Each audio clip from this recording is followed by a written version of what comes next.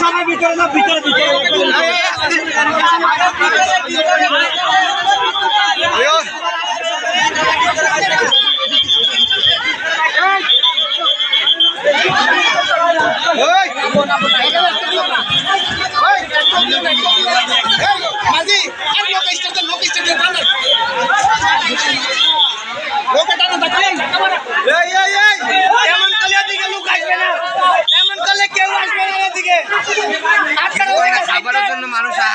খাবারের জন্য তো হাহাকার করতেছে, বলতেছি তো।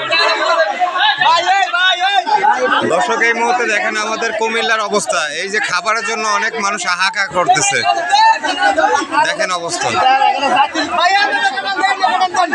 দেখেন কত মহিলারা, ছোট ছোট বাচ্চারা, সবার কত দেখেন পানির মধ্যে গলা সমান নেমে খাবারের জন্য হা করে বসে রয়েছে। কে কখন আসবে, কখন নৌকা নিয়ে আসবে, কখন খাওয়া দিবে, কখন খাবে, সেই চিন্তা ভাবনায় দেখেন।